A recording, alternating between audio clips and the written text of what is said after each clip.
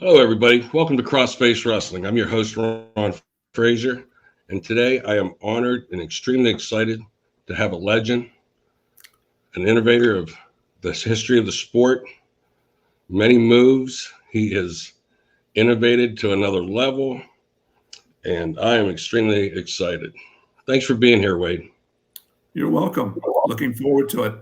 I really appreciate the opportunity to share, what I've learned over the course of my career and over the years. I have a few bruises and bumps and scars that I can account for.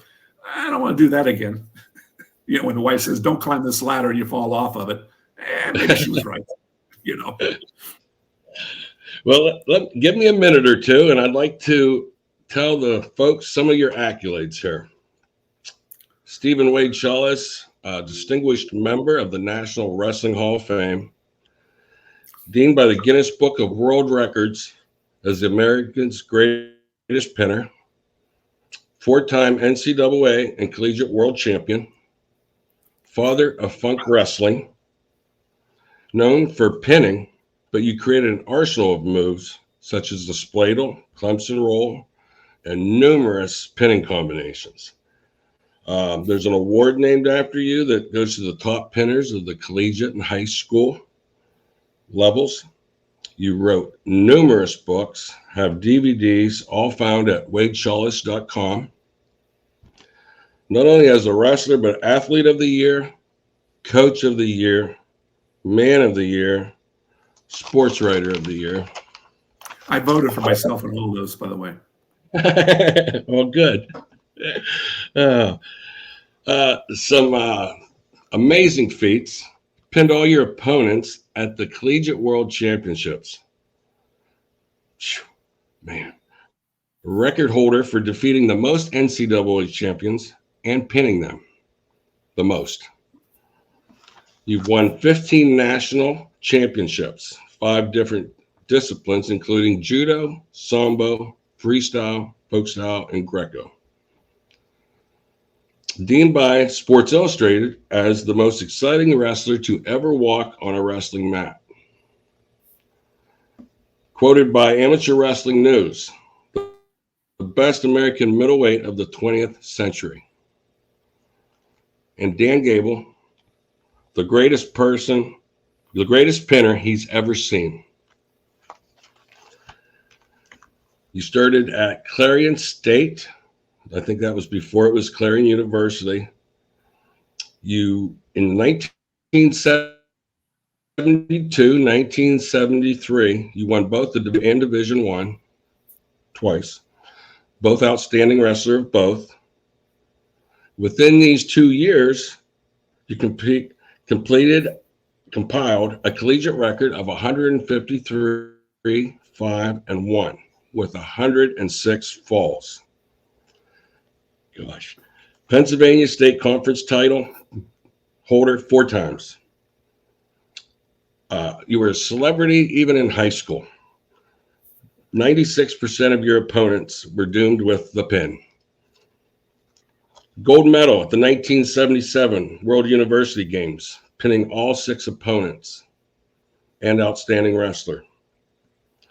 You were the gold medal winner at the Felicity International with 5 falls out of the 6 matches, and also outstanding wrestler. Now, I have other matches that are memorable. We can get over there, but what a life. What a life. Yeah, and I every now and then I limp, I got a few joints that don't like me anymore, but comes with the territory, I guess. I've had 72 trips around the sun so far, and birthday last month, and hopefully have at least another 10 around the sun. You never know when it's going to end. I have a lot of friends that no longer in my Rolodex at one time was that we've lost. And if Bill Simpson, my teammate from Clarion, if he could pass away, and Shorty Hitchcock from Bloomsburg, if he could pass away, they're 2 of the largest gorillas that I've ever been around. If life and Lord didn't bless them with more years on the planet, then we're all doomed at one point or another. So well, I don't want to get into the negative part, but I did want to start this. All right, here we go. I want to start this today with what do I dislike the most in the last 10 or 15 years. I've done a lot of writing. I have a lot of opinions. I have a lot of people that really like what I have to say. I think I make a lot of sense. Of course, I have other people who think otherwise. Well, welcome to the world. Either you're Democrat or Republican, conservative, whatever, Israeli, Hamas. I mean, everyone has different opinions. But what drives me crazy, if you want to get under my skin, and I probably shouldn't say this because people are going, oh, what's that? Is when they say, I don't like it. When I say something, we need to do this. Well, I don't like it. Okay. I don't mind you saying, I don't like it, but you damn well better come up with, why don't you like it? Just saying, I don't like it. Your opinion doesn't count. You're an idiot. We don't like it. Okay. Why don't you like it? Well, I just don't. And then go away. Your opinion doesn't count. You've got to be able to back up. I don't like it.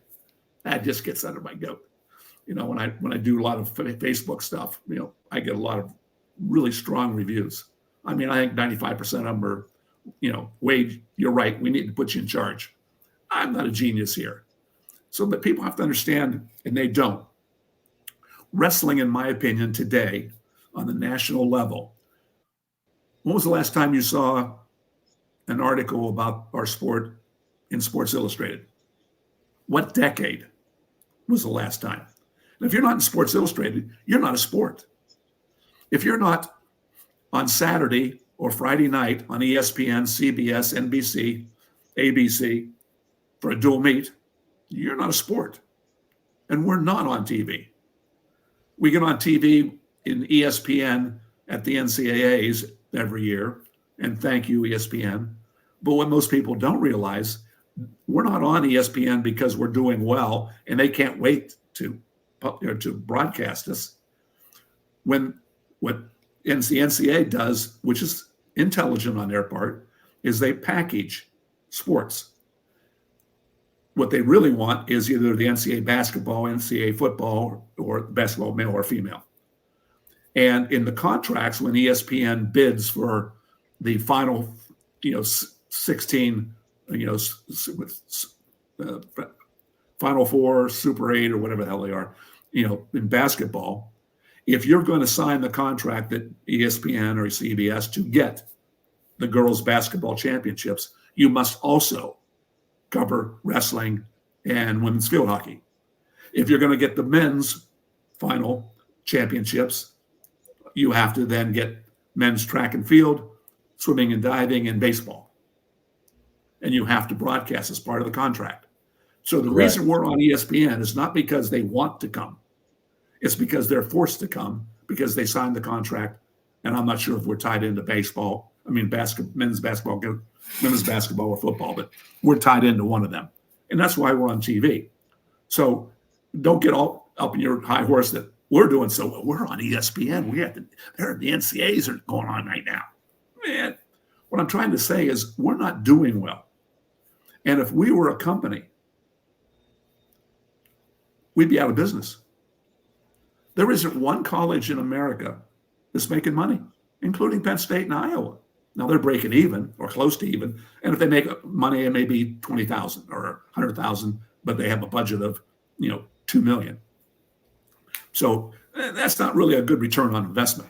Now, once you get past Iowa and Penn State, there is nobody making any money. And from a fan perspective, well, we have fans. Are you kidding me? We have parents that like to go, and we have some ex-wrestlers that like to go, but we don't have any fans. Fans are someone who didn't wrestle, doesn't have a relative out there, and just showed up because it's exciting as hell. So we're struggling. But people, oh no, we're doing well, Wade. Are you freaking kidding me? What was the last time? USA Wrestling Nationals last year were in Las Vegas. It was a destination city. You could go and get into some diversion there in Las Vegas too. So when the wrestling wasn't going, you could go have a drink or whatever. And the wrestlers outnumbered the fans. It was the USA Nationals. It was the location where our world titleists come from and qualify for. So we're doing well. And then they want to change it over to freestyle. We should go freestyle. We should get rid of college so we can do better in the Olympics. What? They dropped us from the Olympics in 2013. Now we had to fight our way back in, but it shows that they don't care about us. And why am I changing from collegiate to freestyle for something that we do once every 4 years? And in freestyle, we do it for 6 people. We're changing our sport for 6 people once every 4 years. Right. Now there are 6 now in the women. There are 6 in Greco, but Greco, they're lucky if they win 3 matches total out of 6 guys, in the Olympics. And that's another whole story of where USA Wrestling's fallen on their nose on that one. And the women, God bless them, they're doing wonderful. I'm so happy for them. Sally Roberts with Wrestle Like a Girl program. What we've done, it's the fastest growing sport, I understand, of all sports out there. Women's volleyball and women's wrestling are the 2 that are really taking off. And I'm so excited about that. But when they say, I don't like it, well, what don't you like? Quit saying. Wrestling right now, I'm thinking, I'm going to use this analogy, is batting at 40%. Here's the test, wrestling, fill out the test, get it back, teacher scores it, you got a 40. But that's what you're doing. You're failing big time. You're below 70. 70's passing. And we're at 40. The top 10 teams, including Iowa and Penn State, the top 10 teams in America don't average over 1,000 spectators for dual meet. And it's closer to 500 if you average the 10. Of course, Penn State's getting, the average 12,000, something like that. Iowa's getting something like 12,000. So people point to them.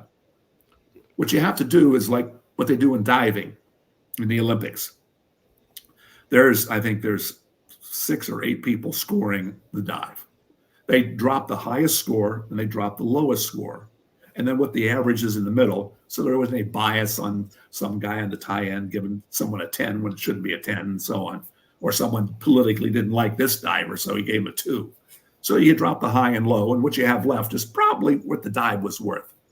We need to do that with our fans to say, we need to get rid of in your head, well, no, you should look at Penn State. Screw Penn State.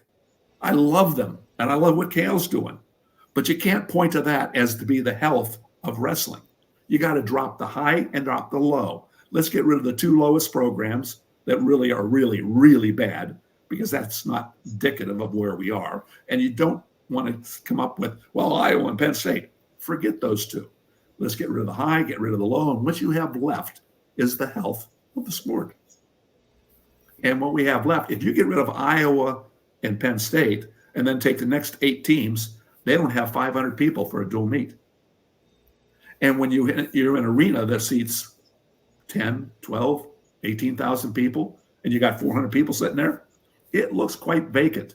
And then what happens when you go to gyms, gymnasiums, coliseums that are 10, 20,000 people seat, and you put 400 people in there, when you look around, the 400 people that are sitting there looking around going, okay, who's the stupid person? The 16,200 that didn't show up or the 400 that did? So you diminish the importance of the dual meet, because when they look around an empty arena, they have to get the impression that maybe I'm stupid. Why am I here? Nobody else is here. So it hurts the sport to have competition in a large arena. When I was coaching at Clemson University, I would pick the smaller gyms so I could have a full gym.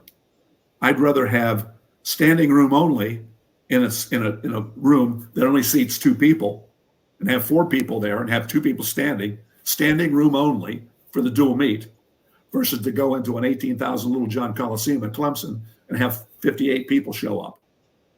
It's right. Perception. Look around. We don't think that. We're wrestling in Little John. We're wrestling in Rec Hall at Penn State. Okay. Well, it works at Penn State because they fill it. They do a great job at Penn State. Being a native Pennsylvanian, yay! Okay. Yeah. Kale's doing a fabulous job. But this year really scared me.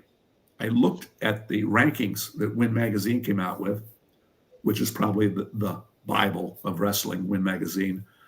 Brian Van Clay does a marvelous job. He doesn't stop working. And I looked at the preseason rankings and so on, and the number 2 team in the country, I believe it was Michigan, or I forget who's number 2. I was number 8 or something like that. Now they've had their problems. Whoever number 2 is, I think it was Michigan. But anyhow, the number 2 team, you could double their score and not beat Penn State. I've never seen that before. It's usually preseason. Penn State will have 122 possible points preseason, and Iowa will be 112 and a half, something like that. Right. But now the second place team can double their score and can't catch Penn State. Now, that's good if you're a Penn Stater, but it's not good for the sport. Right. If you're going to go, why am I going to fight the snow in Pennsylvania to go to a Penn State match to watch them either beat Michigan 33-10 or 41-6? Other than me, bleeding blue and white and wanting to go watch Penn State, there's no parity in wrestling anymore. Right. And that's what football is doing really well with the NIL. People being bought and pulled.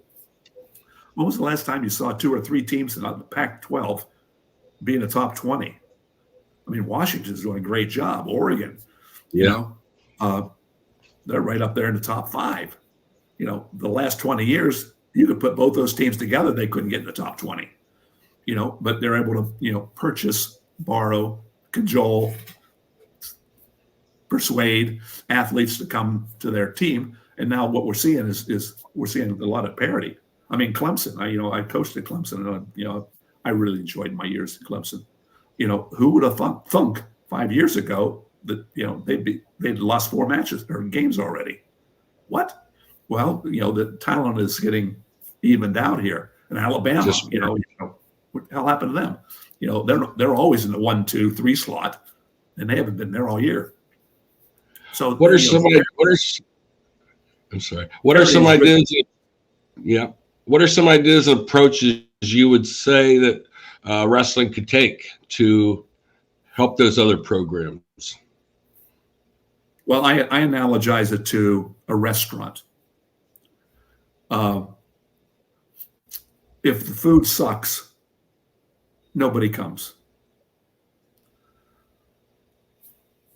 If the food's good, it could be a shack in the middle of the other side of the tracks where you don't want to be. And the line will be around the block 3 times for the food. Okay. But what we do is, like, we're a restaurant and our food is not very good. Now, I'm not talking about the athletes, and people get all bent out of shape that you're making fun of our athletes. No, I'm not. I'm making fun of the sport. The athletes are great. The coaches are so. They want to win, and we'll get into that. And what I have a tendency to do at my old age, I'll get off track, and I need you to pull me back and go, well, man, finish your story about the restaurant first, Wade, because I'll forget and I'll get off somewhere else going. The restaurant. So okay. Wrestling is a restaurant, and our food is not very good, or we'd have a standing room only. We'd be packed, and we're not packed. So what our rules committee, which I'm riding their butts a lot, and I should, because there's nobody else can make a change in wrestling other than rules committee. Now, when Coach Bub, my coach at Clarion, God bless him, he saved my bacon more than once. Great guy. When he was on head of the rules committee, he said, Wade, marketing is not our job. Our job is the rules. That's what we're doing. I said, okay, coach, I got it. I hear you. But if you don't do it, who will? We don't have anybody else in the sport. You guys have the power to be marketing people as well as rules committee. And if you don't have that skill set, the people around you, you better go get them. Bring a few more people into the rules committee. Because if you don't do it, nobody's going to do it because nobody else has the power. So you're de facto in charge. Sorry. I don't see any other choice here. Restaurant again. our food sucks. Okay, as witnessed by the number of fans we don't have. So what we do is we go, oh, we need to put new carpeting in. That's what it is. The carpeting is kind of old and drab and had enough kids in there spilling food on it. So we change the carpet. No one comes. Oh, we're going to put down linen tablecloths. Nobody comes. Crystal, silverware. We're going to have free parking outside. We're going to have valet parking free for everybody. We're going to paint the walls, new wallpaper. Fix the freaking food. Right. All this other stuff doesn't matter. We want to do this. We want to change the rules here. We want to do that. Fix the food. Stop painting the walls. No one gives a shit about crystal or a linen tablecloth. Fix the food. That's the rules. We have to change our rules. Now, to make it more exciting, my most recent article, which came out this week, and you can find it on Facebook, WadeSchalles.com. I was talking about, what the hell was I talking about? Facebook. Oh, help me. What was the article? Points for the pin. Points for pins. Points for pin. Yeah. Back in the 60s and 70s. Now I said in the middle 70s, I think, my article, and I had a couple pea brains that came back and go, now it was in 72. It wasn't in 75. Who gives a shit? You know, it was back in the 70s. Okay. So they had to prove, had to point out the Wade, you were wrong again. Okay. My mind was a little off by a couple of years. Back in the 70s, 2-point decision. I mean, tie. You tied. My team got 2. Your team got 2. I win decision by any number of points. I get 3 decision. I could win 32-4, and my team's going to get 3 points. If I win 2-1, I get 3 points. What's the incentive to do more? Why am I busting my ass? Why am I maybe throwing a lateral drop? I may get caught and get pinned. Why am I taking chances? What for? Get up 4-1, sit on it. Right back, get back on the ankles. Don't do much. Make it look like you're doing something. And you make some noise and you look like you're doing something. In the back of your mind, you're going, I ain't doing shit.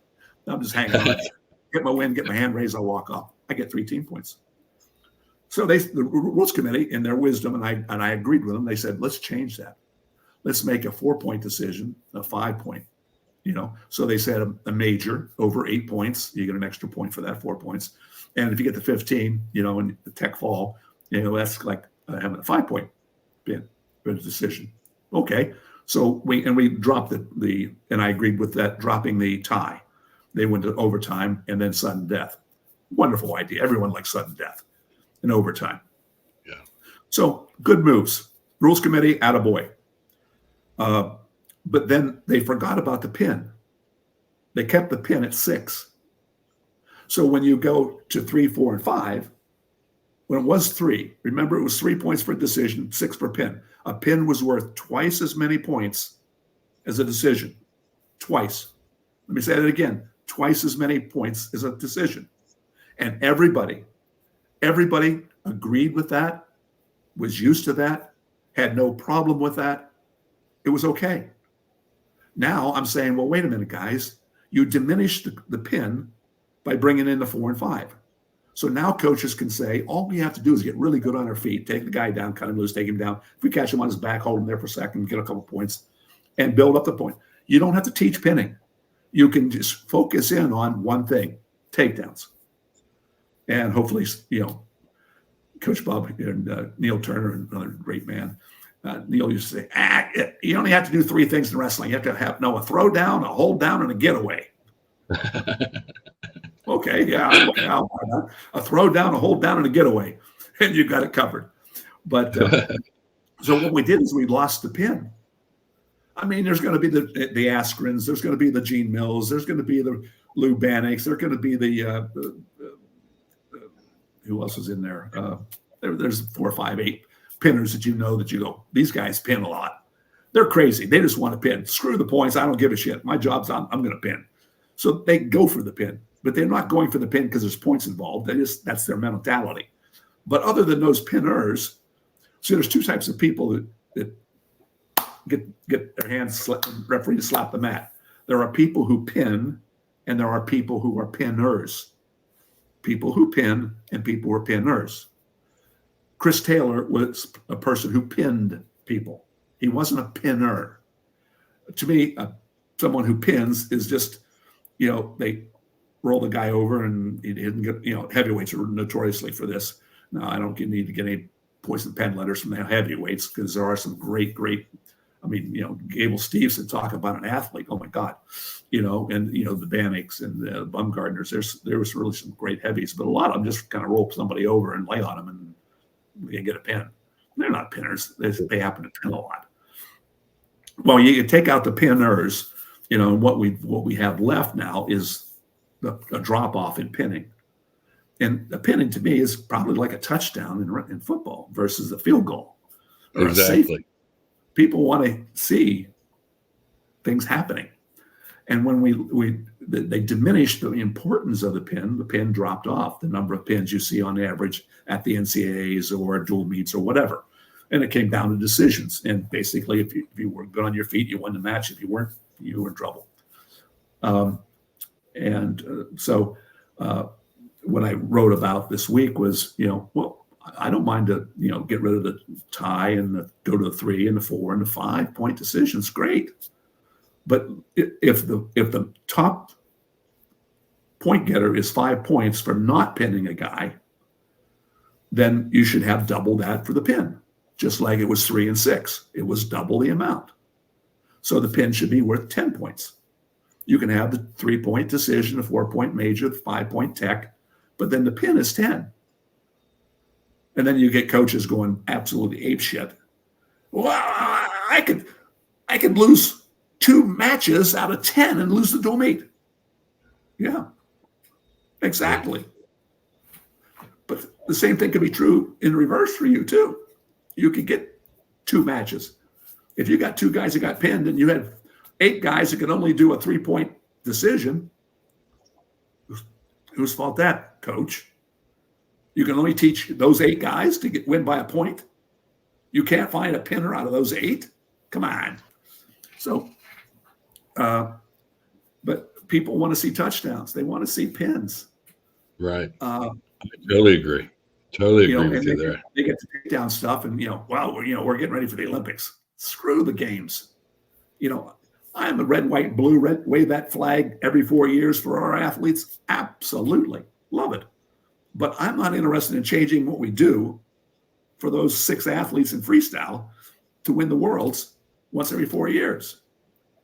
And when they talk about we got to get better on our feet because it helps our international. I don't want to help our international. They don't need any help. They're fine. I want to help the collegiate and the scholastic. I want fans. Right. When you have people in the stands, you have money to operate. Wrestling is academically the worst of all the sports. It's the bottom. Now, maybe at Princeton or Cornell, it's number 4 from the bottom out of the 8 or 10 male sports. But across the board on the national average, wrestling is the lowest academically. Wrestling has the highest incidence of injuries of all the sports. Now, unless you want to call cheerleading a sport, which you can if you want, I don't care. But cheerleading has more injuries than we do. But, if you want to call it a sport, then we're number 2 with injuries. Socially, we have our challenges. There hasn't been one 125-pounder at any college in America that gave up his seat on a bar stool when the football starting tackle came in and said, "Hey, little man, I want that seat. Get off the seat," and pushes the 125-pounder off the bar stool. That didn't end up in a fight with the center on the football team losing. Right. And next thing you know, on Monday, you're in the dean's office with your little 25-pounder and the guard or center from the football team with a black eye trying to explain to the dean what the hell happened Friday night at the bar. Wrestlers have not been known to turn their cheek to an opportunity to deck somebody. Yeah, right.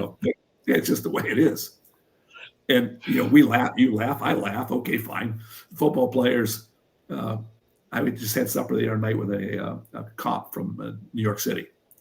Big, beefy guy, great guy. They really had some big conversations. And he was saying, the only thing I knew about wrestling is when I had any problems in the city with anybody, if they had cauliflower ears, I was really hesitant to get involved. I've seen too many guys with cauliflower ears wipe out. The policemen don't have a chance against somebody with some cauliflower ears, and they know Truth. that. Now, Truth. You and I will laugh about that, which you are, and in a way we puff our chest up, that we were able to hold our own, even the little guys with cauliflower ears. But the deans and the president of the university and the athletic department ADs are not really excited about problems. When the athletic director goes out to talk to the alumni, he wants to be able to say, we graduate 22% more of our athletes than the general student population graduates. We have more people up on campus as members of the student senate than the average student body has, because people respect what we do in the athletic department and the leadership skills that we profess down there. So he can go puff his chest up and talk about the athletic department. That keeps him in his job. He doesn't want to say, right, we're the stupidest guys, this and that. So socially, he wants to eliminate social issues, negative issues. He wants to eliminate any negative academic issues. He wants to eliminate, losing money in any of the programs. Right. And when he makes to make tough decisions, he says, what sport is my biggest pain in my butt? Which one spends the most money that I can't get back? Which one academically causes me problems? And when he's done analyzing everything, wrestling usually at the top of the list. And that's when the program gets dropped.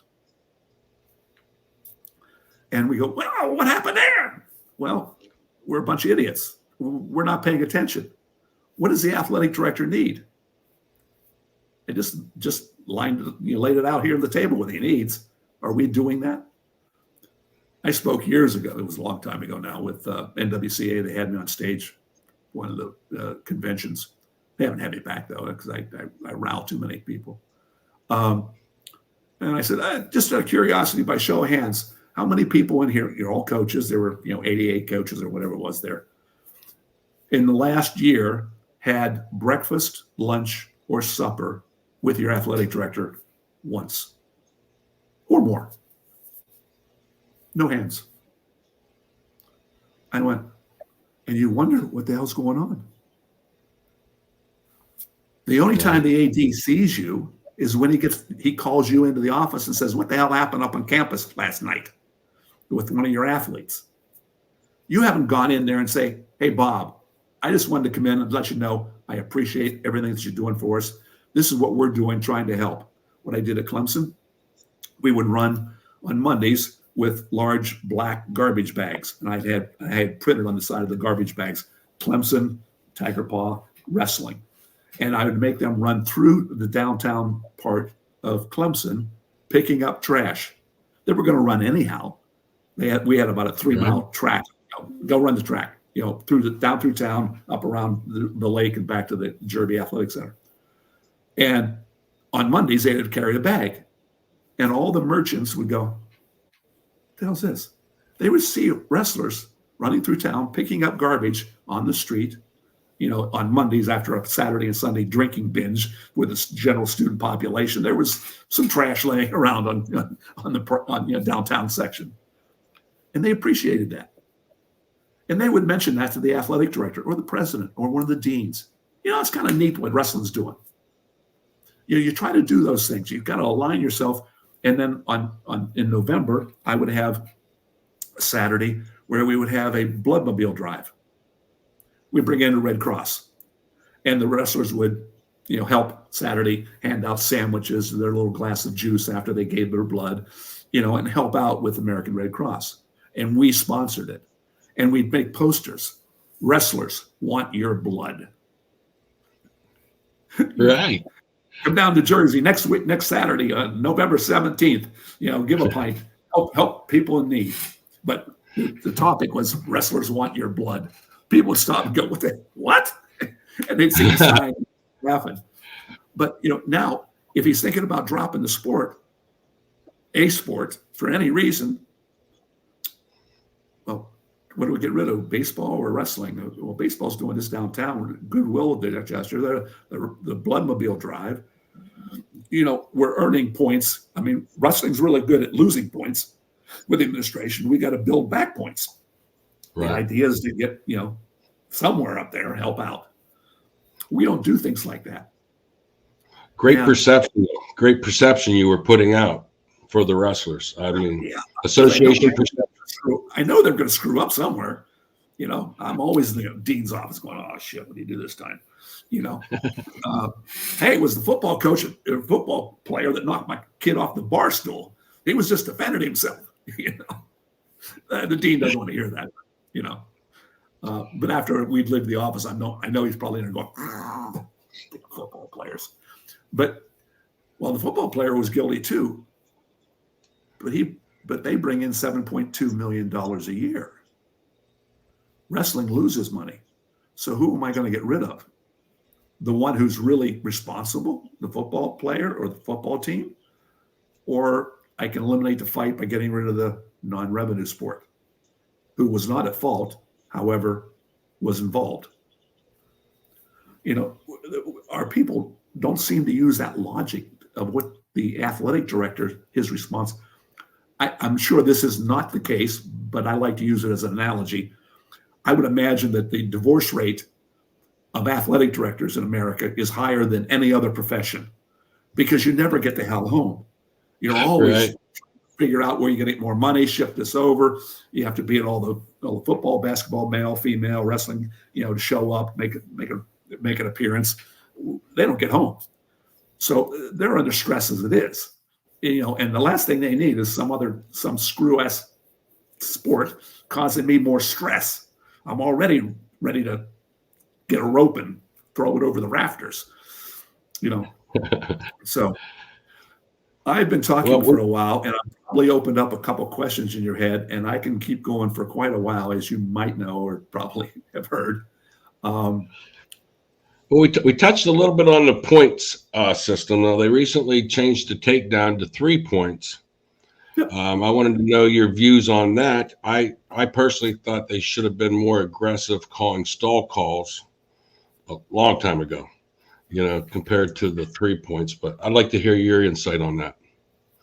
I think they were all drinking and just coming back from a party or something like that. The rules committee when they put the 3-point takedown rule in. Why? What's the difference? Why? What's the difference? To incentivize? It diminishes back points and pinning. Because now all you have to know is takedowns. And now you watch next year after the NCAAs, there's going to be an article written about the rules committee and how smart they were because the total number of points scored, and they think the more points you have scored, the more excitement you have. The more excitement you have, the more you and the fans enjoy that, and you'll get more fans coming out and more money being generated and so on. So they're going to be able to say, we were so good at what we did last year that scoring at the NCAAs went up 35% over previous years. Well, no shit. You increased the score on a takedown by 33%. Sure, it went up 33% or 35%. Duh. Wait, they're going to do that. You watch. But it doesn't mean anything. Because you keep on diminishing the touchdown. You keep on wanting to kick field goals.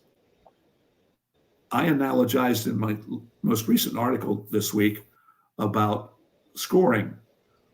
In football, a touchdown is like a pin. And I think field goals, instead of being a 3-point field goal, I think if you kick it inside the 10-yard line, you get 1 point. If you're inside the 20-yard line, you get 2 points. Inside the 30, you get 3 points. Inside the 50, you get 5 points. And if you can kick it inside the 60, which is really rare, you get 6 points.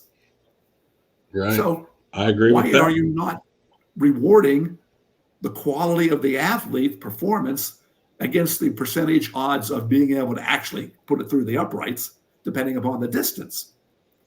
Now, that does not make sense whatsoever if you keep the touchdown at 6. Move the touchdown to 10, and then you have the graduated scoring for the field goal.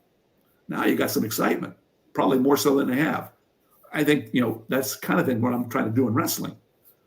Again, I want people, the loudest you'll ever hear people screaming in a football stadium is when someone just broke free and he's being chased by 5 other athletes and he's running for the touchdown and there's nobody in front of him. Yeah! That volume-wise in the stadium, that's the highest. In wrestling, it's when some poor bastard's on his back bridging. It wasn't the cheer because someone got taken down on a double leg. They go, yeah. But when he's on his back, yeah! That's what fans like. Find a way to give it to them. You incentivize. You had mentioned the stalling just a second ago. Yep. How'd you phrase that? You said something about stalling. I thought they should be more aggressive hitting the stall calls instead of hitting the stall call. Here's something I haven't written about, and I'll throw this. Remind me to come back to the stalling call. I want to come back to that after I get going on this. I think stalling's good. I don't think stalling's bad.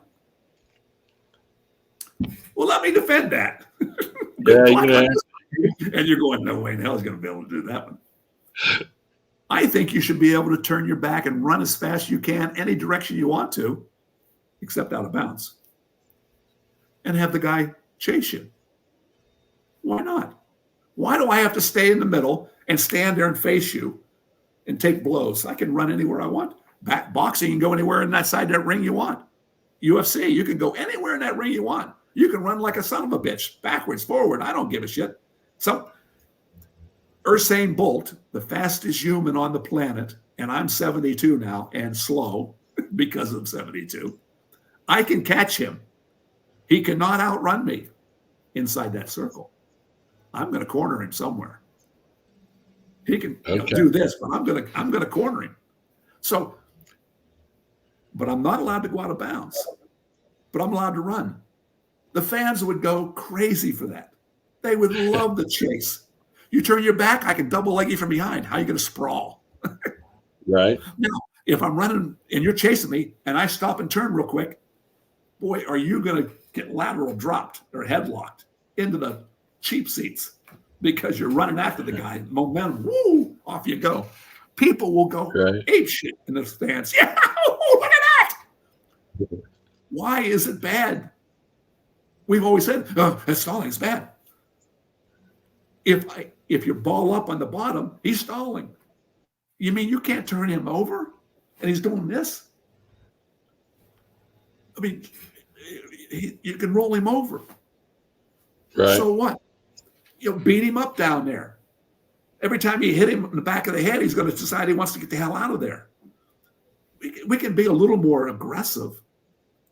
It would be fantastic. Now, I know everyone's going to go, all the responses are not going to be for the last 40 minutes, and the next 40 minutes is going to be all about the last 3 minutes. I can't believe Schalles said that. Think about it. It could be a lot of fun. But anyhow, back to the stalling. What I was going to say about stalling is I have no idea right now, but what was about something. We have to incentivize. The whole rule book, well, not the whole rule book, because they'll come back and say, wow, this page and that page, you're wrong, Schalles. Majority of the rule book is all about penalties. It's all about shame on you. You should not do that. kind of rules. And there's very little in there about incentivizing versus penalizing.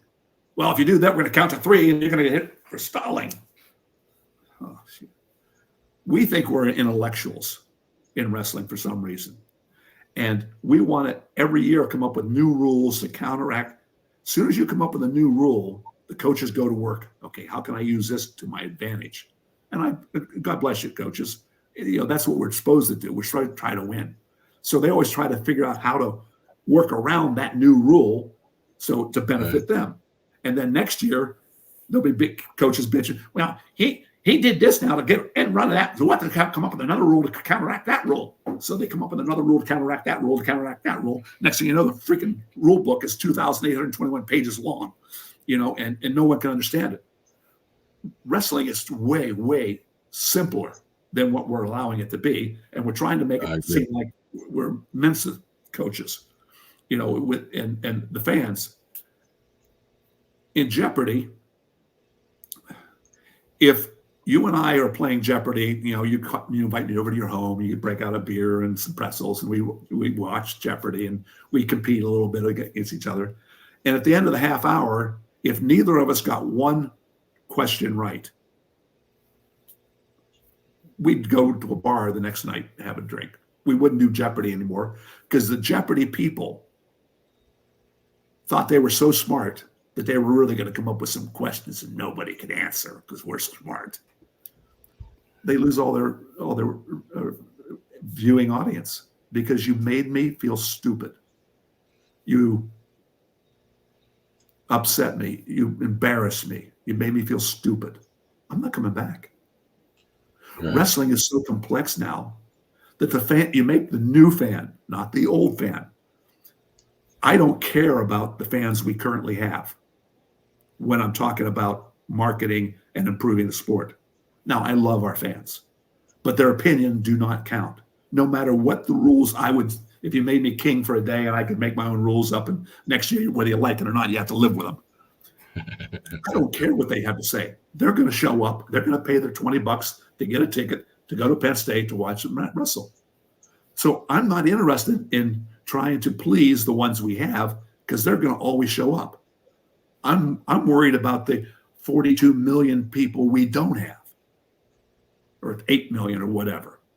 Right. I don't know whether we have 1.2 million total fans in America between elementary, middle school, high school, and college and international. I don't know how many it is, but I know it's sure as hell not enough to survive as a sport. And with the God, you're gonna have to pull me back in some of these because I think you're right though. With the fan base, you've got the constant rule changes and to grab new fans. I totally agree with you. It's even a little confusing for the old fans. You can't. You get a new fan comes in and sits down next to you. He's elbowing you, going, "What the hell? What does this mean? Or what does that mean? What does this mean?" And you're always explaining things, and by the end of the night, they feel stupid because all they've done is ask the guy next to them or the gal on the other side, because she's prettier than he is, what the hell am I watching? What was that about? And and now the guy's down on a low single, riding the guy, and the referee's moving his hand. What's that for? Well, if he counts to 4 or whatever it is. Now I can't remember. Then we call him for stalling because he has to move up. Whatever. Right. We're way too cerebral. I think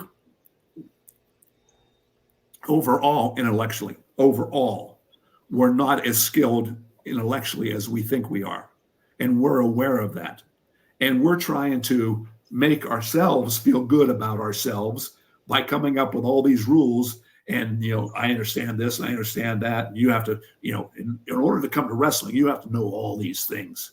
It's like you have to know all the answers to Jeopardy, and it makes everybody feel good that they know these rules, but nobody else does. And when you get the new spectators show up, like you and I not getting any questions right in Jeopardy, you make us feel stupid and we're not coming back. Wrestling is really simple. You throw them down, you beat them up, you try to pin them. I can come up with rules in 4 pages instead of 82 or whatever the hell's in the rule book now. It's kind of simple. And everything should be centered around the pin. Well, you saying that because you were good at pinning Wade, no, you're elevating yourself in front of everybody. That's you're doing it selfishly. No, it just makes sense. People cheer louder when people are on their backs. This is not rocket science, right? So, hey, what was I talking about that I didn't finish? And I had you pull me back to. You're responsible for this, Okay. Well, I'll tell you what. I'm talking my hands here. We'll come back. We'll come back to it. I wanted to mention a little bit. You were a legend in the sport forever, but we can go back where it all began in Pennsylvania. You were a celebrity in high school. I know wrestling kids that traveled just to watch you wrestle. Let's start where you began in Pennsylvania and the beginnings. Once upon a time, in the land far, far away, Hollidaysburg, Pennsylvania, central Pennsylvania, I started wrestling in 9th grade, and it gets my goat a little bit, but I understand it. When they rank about who's the toughest, who was the best wrestler in Pennsylvania in high school, or who was the best college wrestler, who was the best overall, or whatever. When you go back into the 80s or 70s or 60s or back in the 1930s, you can't. It's really, really difficult to rate somebody in the 50s versus somebody in the 90s. Danny Hodge, one of the best, greatest we've ever had, was 39-0 in college for 3 years. So he had 13 matches a year. There are college kids having 39 matches before Christmas his freshman year in college these days. Right. So, when you start ranking, and when I started wrestling, there was no such thing as elementary wrestling. Nobody had elementary wrestling. You didn't start wrestling until junior high. Now it's called middle school. Middle school is now 5th through 8th. And when I was younger, it was 7 through 9 is junior high, and high school was 9 or 10 through 12. So, you could only win 3 state titles in Pennsylvania prior to 1970-ish because you wrestled in high school. That was 10, 11, 12. In 9th grade, you were not allowed to wrestle in high school.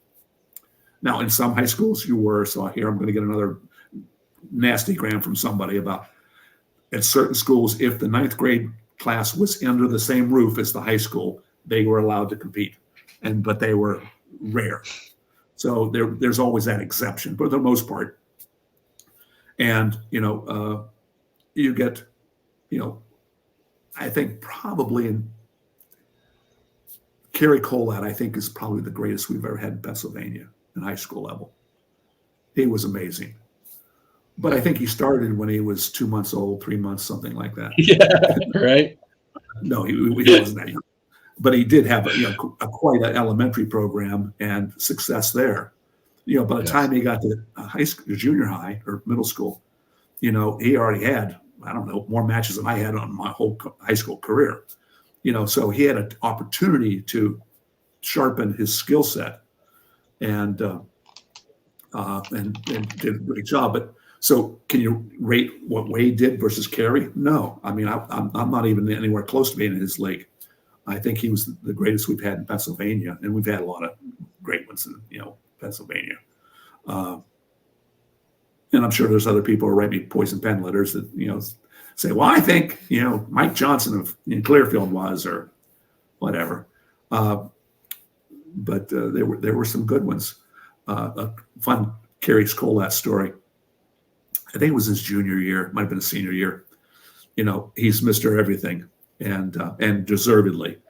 And he was wrestling in the semifinals, and they didn't seed in Pennsylvania. They don't, if you're a state champ and state runner-up, they don't put you in the opposite brackets. It's just you come out of District 7, you happen to be in this bracket, and the District 6 were in this bracket, and you happen to be in. Well, anyhow, Kerry had the defending state champion in the semis from the year before. And at the end of the first period, I think it was 12-2. And Gary was killing them. I mean, it was just a mismatch. So the referee flips the coin, goes to the kid who's getting beat, the defending state champion. He goes, you win. What would you like to do? Top, bottom, or neutral? And the kid turned to the referee and said, I'd like to be in the other bracket if it's not too late. I'd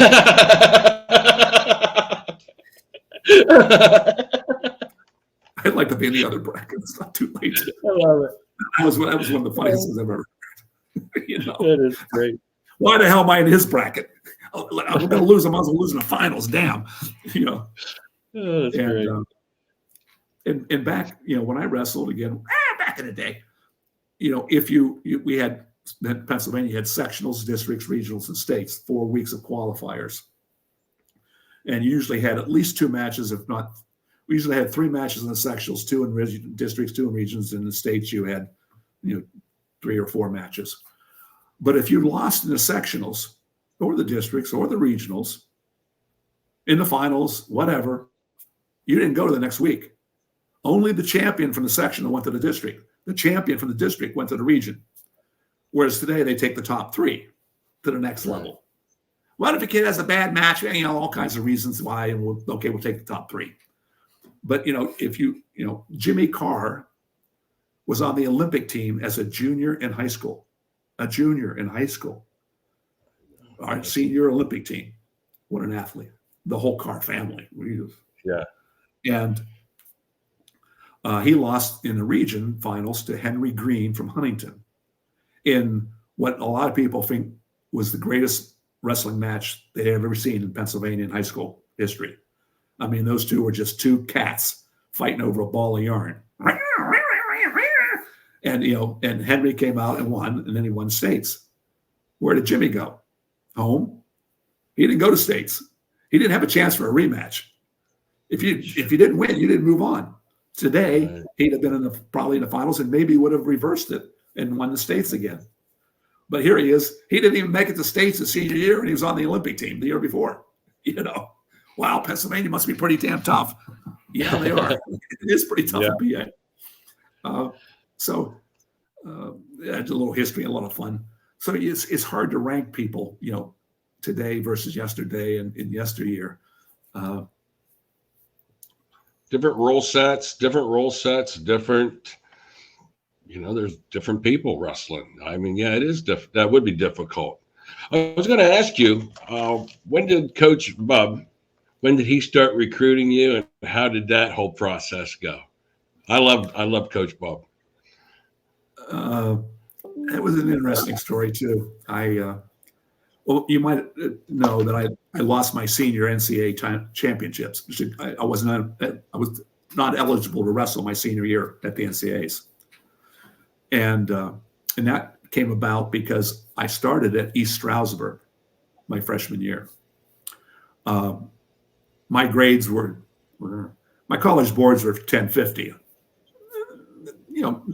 Mensa, no, not bad. 700, got you in college at most places. That was 1050. Right. But my class rank was horrible. I didn't give a shit about school. My mother was a doctor, and she was always riding me about it, but I didn't care.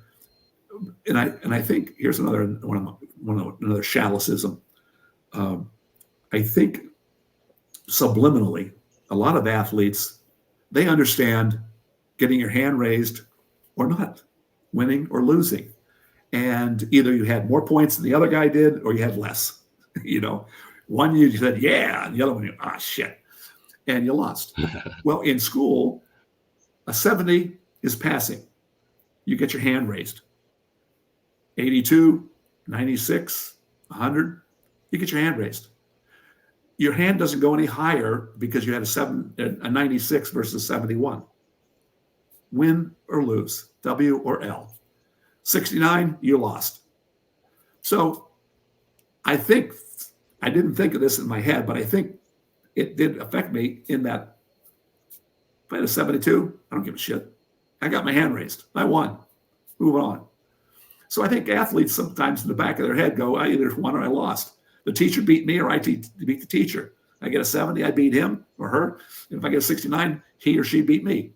So, I didn't see the need for a 95 versus an 84 versus 72. I got my hand raised. Move on.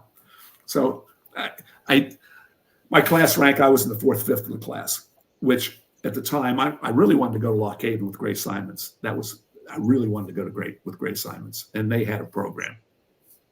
Yeah. But I couldn't get in because Lock Haven at the time thought they were the Harvard on the Susquehanna. They were, somehow they thought they were top of the line. I got into 5 other schools, but Lock Haven wouldn't take me, because my grades were not good enough.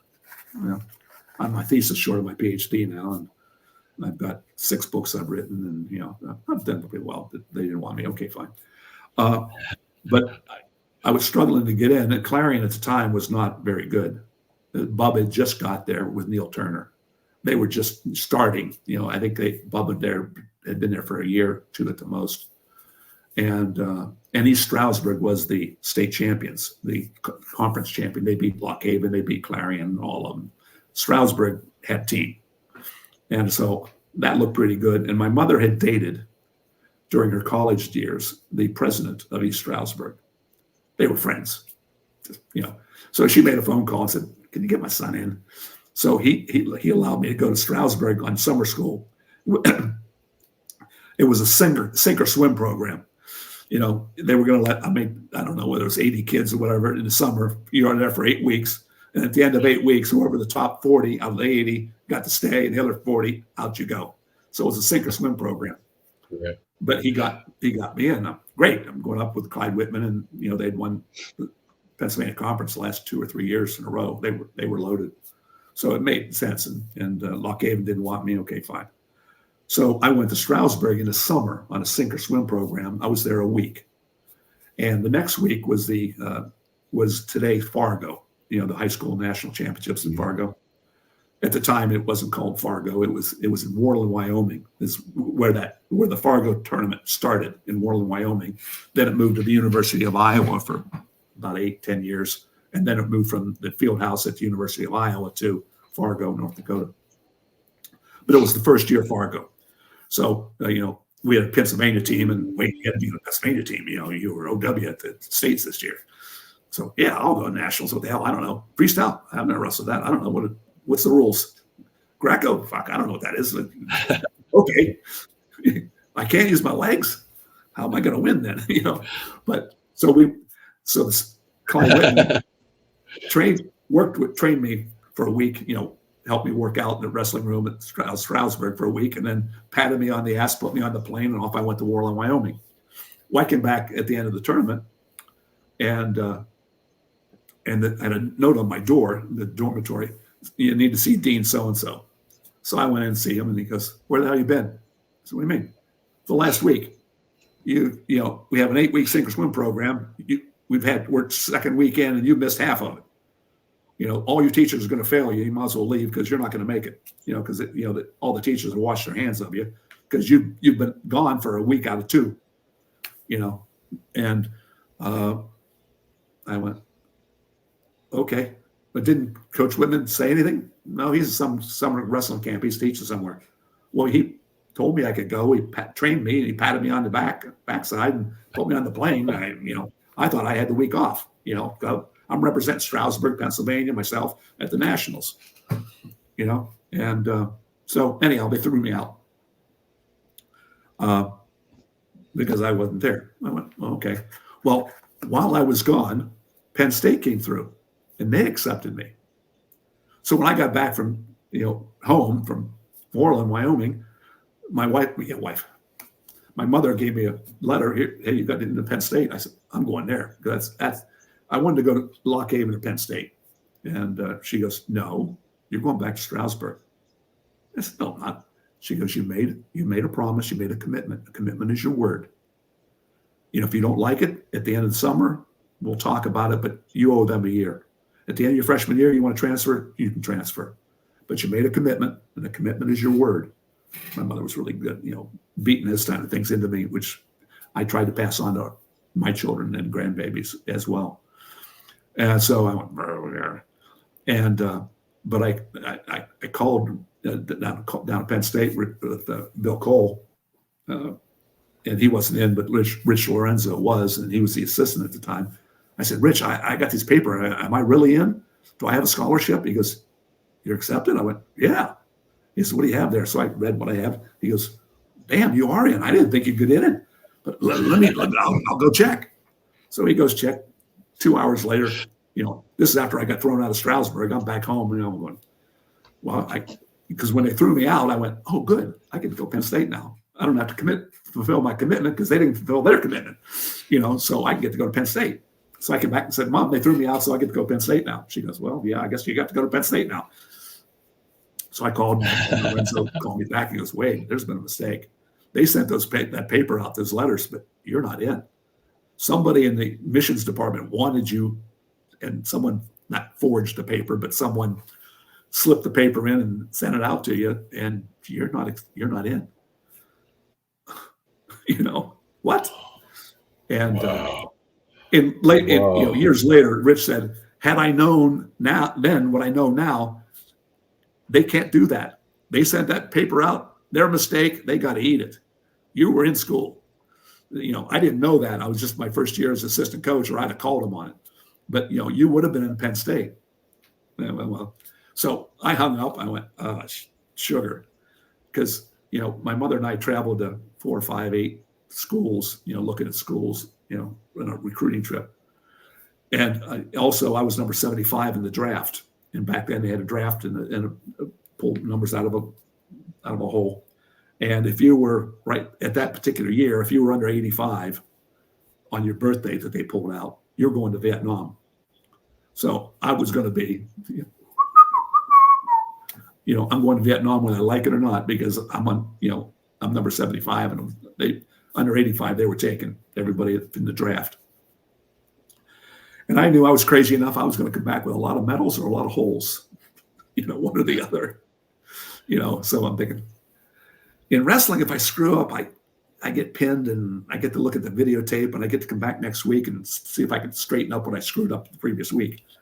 Vietnam, there's no videotape. You get a chance to figure out where you screwed up and then come back next week and try again. So I wasn't really overly keen on the idea of going to Vietnam. So I had to go to college. So I'm looking through all my recruiting papers. Somebody's got to want me. I don't care at this point, anybody. And the phone rang. Yeah, hello, Wade. Yeah, Neil Turner. Oh, hi, Coach. How do you? He said, I understand you had some trouble with college. Penn State just said no 10 minutes ago. How the hell did he find out already? He had found out about Stroudsburg. He didn't know anything about Penn State. I'm going, this guy's, he's got a crystal ball. He's on it. And he says, want to come to Clarion? Yes, I do. I said, do I still have a scholarship? He said, well, what we set up for it, what people don't understand back then, money was tight. I was on a half scholarship for 4 years at Clarion. That's all they gave me. I had to pay half my way. Not a big deal. My parents fortunately had it. But, today, hell, I'm out, I'm worth $1 million on NIL. My pinning skills, Penn State, Iowa, somebody's going to pay me $1 million on NIL money to come give them 16 points. Yeah, I was born in the wrong decade. Right. Darn, wrong century. But anyhow, so that's how I got to Clarion. It wasn't because, anything other than the alignment of the stars. Now, when we did go, my mother and I have to, after telling that story, it kind of diminished what Bub and Turner was doing at Clarion by saying what I just said. And I certainly didn't mean to do that, but that's the way it happened. When my mother and I went to, I think it was 6 schools, and she met the head coach, the assistant coach at all the schools, Ohio State, University of Pittsburgh, and so on, Lock Haven, Penn State, Stroudsburg, Clarion. And because when I came back, I was so confused, because as I know high school kids can be, when everyone's promising you the world and nice wrestling room, and here's this and we have that. After a while, you go, I don't know. I can't make a decision here. I said, Mom, what should I do? Where should I go? She goes, no. I'm not answering that question. Because if I say you should go to Podunk University and after a semester you don't like it, you're going to quit. You're going to come back and say, when I say, why'd you quit? Well, I didn't want to go there anyhow. You made me go there. That was your decision. She goes, no, you're not throwing this in my lap. If I tell you where you're going to go and you don't like it, it's going to be my fault, not yours. Yeah, my mom, I had a pretty slick mom. And so anyhow, I ended up at Clarion. And what a tremendous time I had between Neil Turner and Bob Bubb. Most people, well, everybody knows Neil too. I mean, Neil, the two of them together were just amazing. And they saved my bacon once or twice, I was a feisty little athlete. But anyhow, Christmas time, I went back and I said, Mom, you wouldn't tell me before, but now since I'm at Clarion and I'm going back to Clarion, I love it.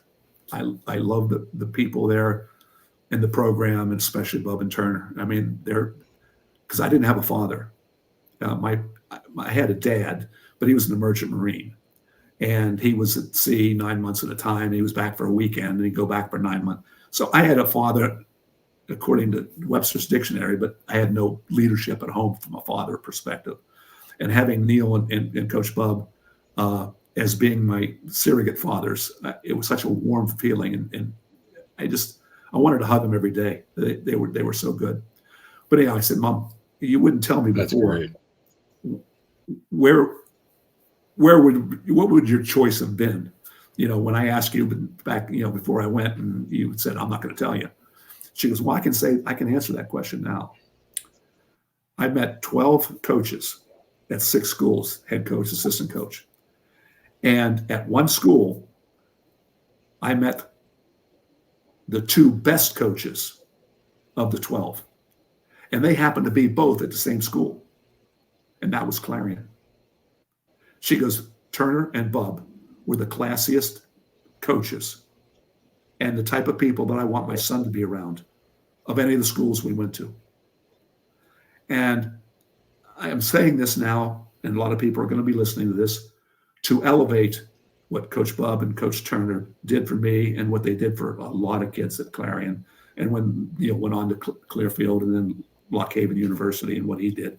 And the Messiah and Bub still maintained, stayed at Clarion. And I told the story for that reason, and not to diminish any other coach at any other school, because someone will say, well, you mentioned Penn State or Lock Haven or Stroudsburg, they were all great men and wonderful coaches.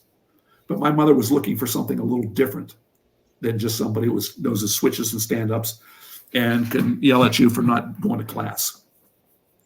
And Turner and Bub fulfilled the list that she had, the check marks that she had to check off what was important to her and for her son. So it wasn't to diminish what all the other coaches are capable of doing or did do. It was just to elevate Turner and Bub. So was that? I had no idea what your question was at the beginning. Now, let's give props to your mother. Yeah, my mom. Mothers are like that. That's okay. We're going to give props to your mother. You became also you became a great teacher in your own. And you said you and I spoke about this, how she instilled a lot of different teaching approaches, and it probably went into the coaching aspect as well as the teaching. Well, yeah. They don't have this, and I had thought selfishly about starting this somewhere during the summer, is have a week-long clinic where all the kids that show up, whoever show up, and all the high school coaches that show up, to vote on clinician of the decade, clinician of the year. Who's the best instructor? Who can teach wrestling? Because I felt I have been for the last 40 years. I don't think anybody can stay with me on a wrestling mat. And, for teaching and having people learn. And there are some that are charismatic. Gene Mills, charismatic. Kerry Colat, technical.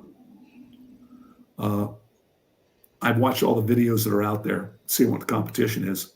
I've sold more videotapes, instructional tapes, than any other clinician out there, bar none. I mean, my success at teaching and people liking the tapes. But I tell stories. I make it fun. Instead of the coach, you will do it this way, hand here, move there, head here, push that way.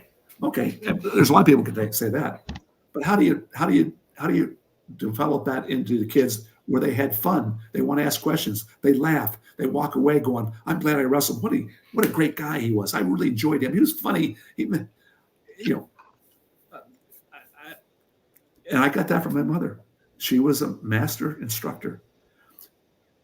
To the day she died at 99. Well, that's great. At Christmas time, she would still get, and she retired at 75 from teaching. She would still get 30 to 50 Christmas cards from students who would say, "Virginia, if it hadn't been for you, I'd never been the nurse that I became, or the administrator of medicine." She was teaching, and the rest of the years of life. And she was a master in the classroom. She was top. No one's allowed to chew gum in her classroom, and she'd get on them about it, but she'd make fun too.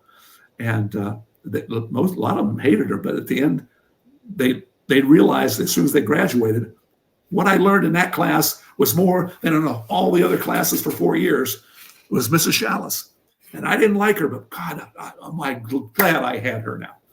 And my mother was very, very good at helping me to learn, as I'd watch her teach and how she would infuse humor and stories, examples with what she did.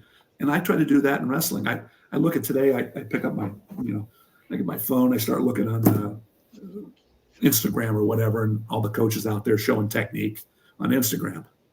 Oh my God. It's not pleasant. I struggle to watch it. I mean, there's a lot of them have but most of them, they shouldn't be teaching. And the students that are looking at this Instagram stuff shouldn't be watching it. I don't care if I'm doing well financially. I don't have to sell any tapes, but you need to have Schalles tapes if you want to learn anything about takedown spinning. Nicole, that's very, very, very, very good too. I think he's up there. Nolf does a nice job more recently, coming out of Penn State. He's got some pretty good stuff he's doing. Gino Mills, for pinning and half Nelson. That's what I was. He's really good. Ashken's really good for unique stuff. Yeah. But if you want to learn the low single, John Smith's the way to go there. There's some individual, but across the board. You innovated and created so many moves. You've created so many moves, and since your time, probably Jason Nolf probably is the one that has created moves comparative to you. I mean, you invented a lot of moves, but I mean, I'm thinking Jason Nolf is probably in the current state. Well, back when I wrestled, the object was to pick up an ankle and hang on to it when you're riding. Get a single leg at the edge, play the edge, take the guy down, hang on. I mean, it was boring shit. It'd drive me crazy.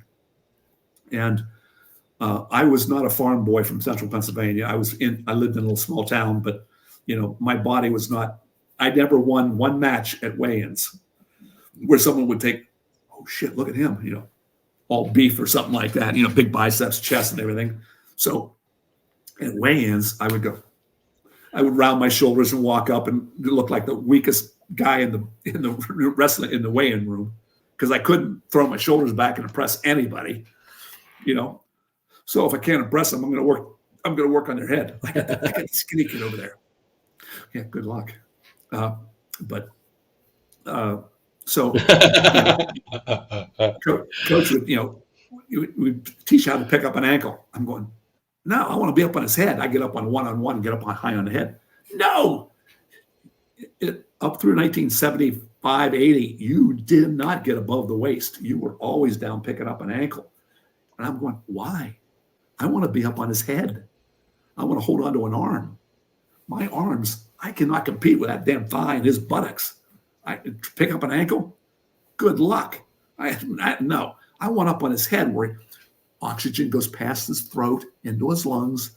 If I can cut that off a little bit, the blood that comes up to his brain makes him think. If I can somehow screw that up a little bit, get up on his head, push his face in the mat, I think I can control him that way. No, you're wrong. Get back on the ankle.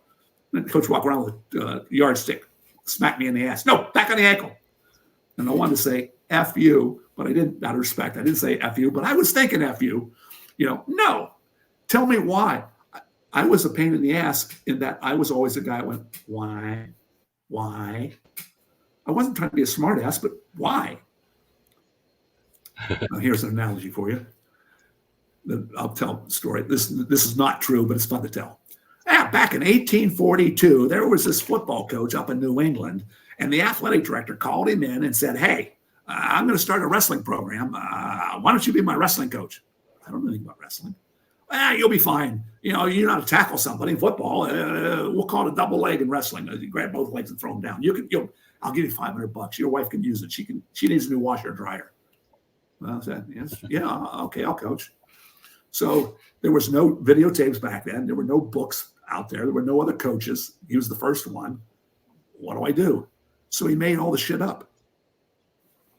Football tackle, that's a double leg. Okay, if I grab half of that, a single leg. Well, okay, he got that right. But the rest of the stuff he made up. Some of it was good. Some of it was not so good. And then he had 10 wrestlers, and those 10 wrestlers went out and coached at 10 different schools. And they each had 10 wrestlers. So now there were 100 wrestlers in New England wrestling. And then those 100 went out, and eventually we are to where we are today. Well, a lot of the coaches, when you say, oh, I think if you move hand like this on the half Nelson, it's a little stronger.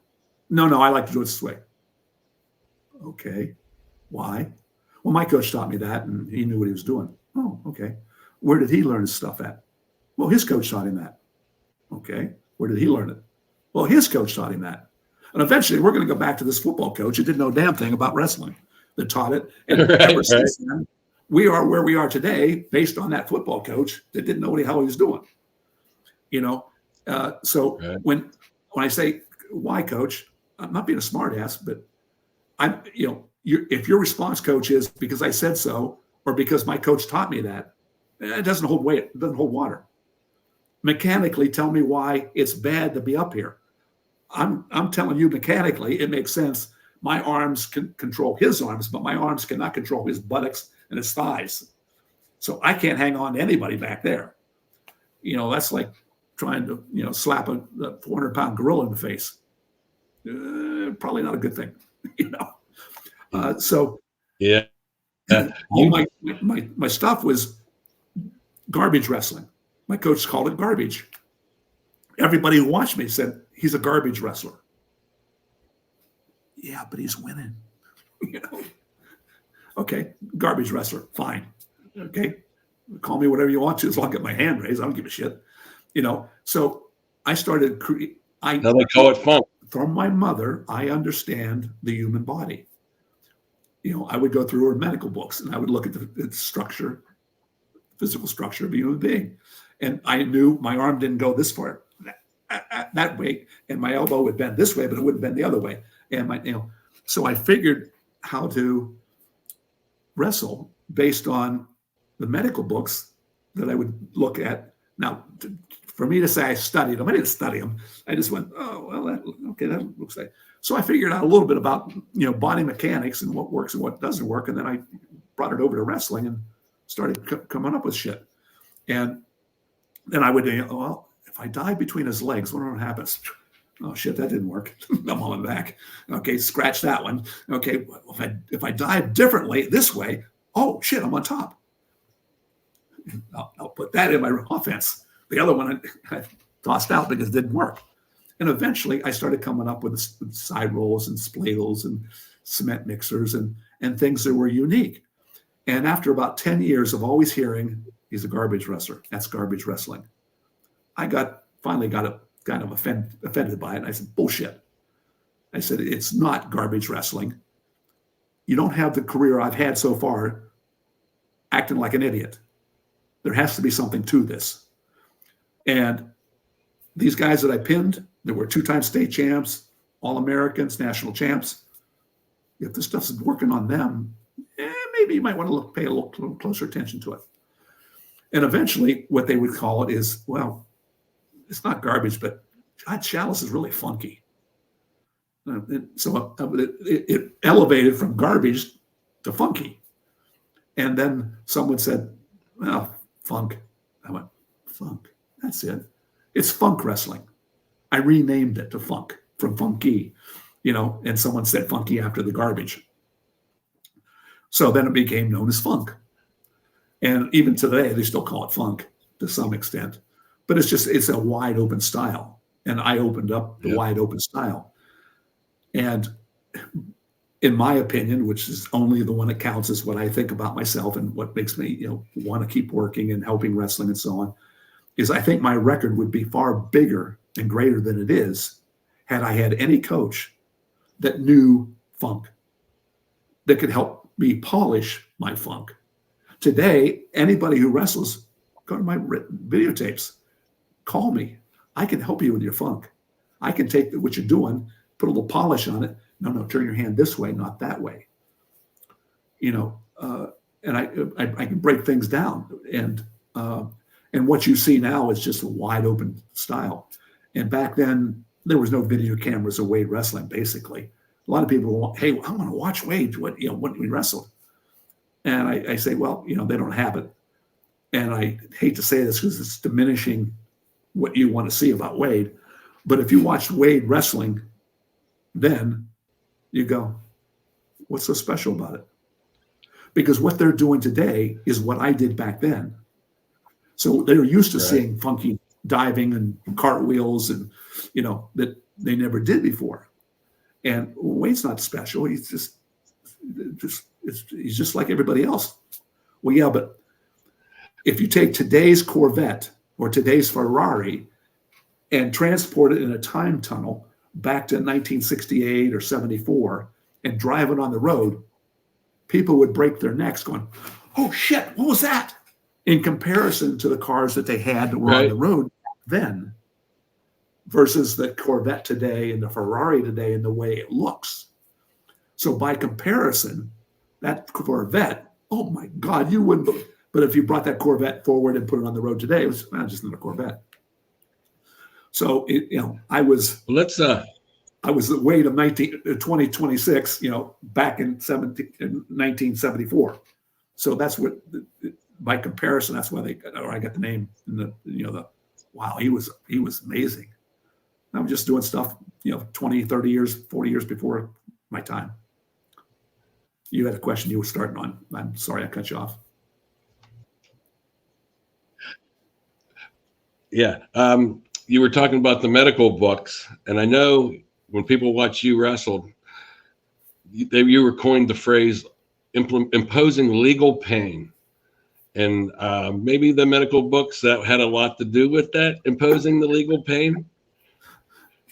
Legal discomfort, temporary pain. If you can't breathe, can't see, can't hear, you're probably going to put your shoulders down for me. I would think half the people that I pinned, I didn't pin. Right. They pinned themselves. They wanted the hell off the mat. Well, I can't say that I did hurt one young man. Well, he wasn't young, he was older than I was. But there was one injury that I really don't even like to talk about that happened in the early 70s with me. But other than that, I never hurt anybody. I mean, they thought they were going to die, but they weren't. You finish this statement for me. Pinning, you need to get chest on. Chest on chest. That was the football coach back in 1842 that started that. No. I'm going to have to back up a little bit here so you can see me. Yeah, this is probably good. If I put my chest on your tummy when I'm trying to pin you, good, better, best, kill. So you have 4 spaces you could be laying on tummy. Right. On his stomach, on his chest, on his throat, or on his face. Good, better, best, kill. So now, am I killing him? No. But I say that in the clinic and all the kids laugh and they have fun with it, because chest on chest is wrong if you're pinning. Chest on face works. When a guy can't see, can't hear, can't breathe, okay, his shoulders will go down. So you want to lay on his face, not on his chest, never on his chest. Because when he said chest on chest, I go, Coach, that doesn't make sense. Why am I on chest on chest?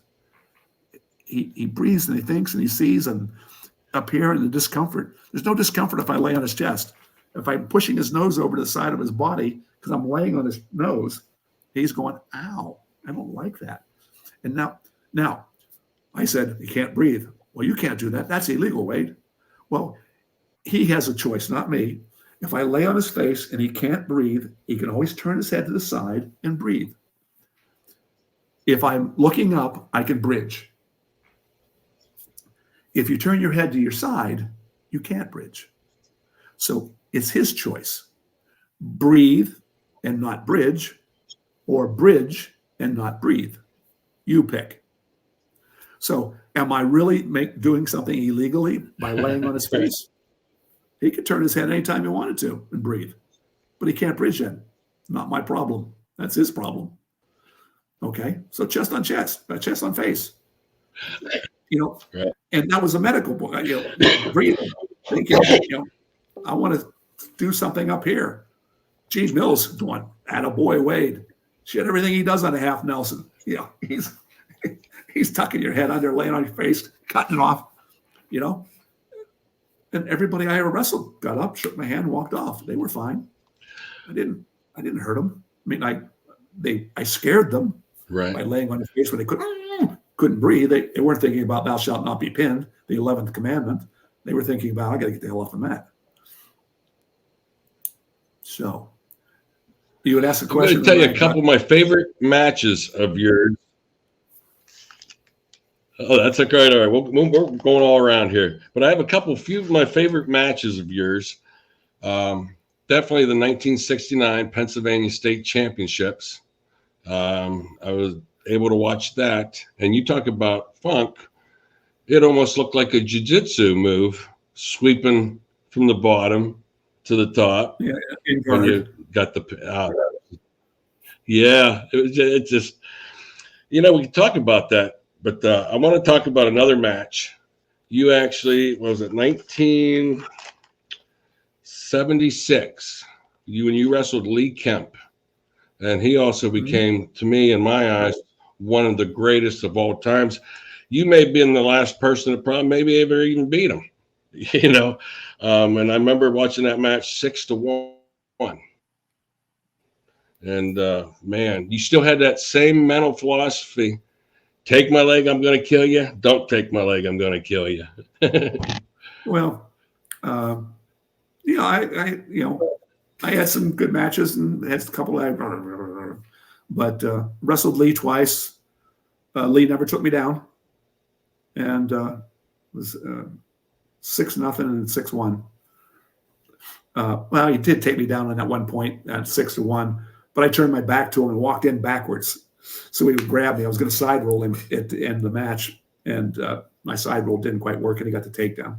But taking me down by grabbing my leg or double leg or fireman's, no. I turned my back, walked into him backwards. At the Midlands one year, I couldn't catch the guy in the finals. I mean, he was backpedaling a lot. So I went, screw it. I went back to the middle of the mat. I sat down, crossed my legs, and went like that. So I'm sitting in the middle of the mat, and he's looking at me. The ref's looking at me. And I said, I looked at the ref. I said, if he doesn't jump on me, he's got to be stalling, because I'm just sitting here. I'm right in the middle of the mat. He jumped on the elevator and pinned me. But, I got tired of chasing, and the ref wouldn't call for Schalles. Screw this. I went and sat down. Come on, jump on me. Anyhow, but it looked like it was like, wow, he did that. But that was one of my favorite moves, the Chapman, the elevator, because if he jumped on me, it was going to go right into the elevator. So, I wasn't really giving up as much as people thought I was giving up.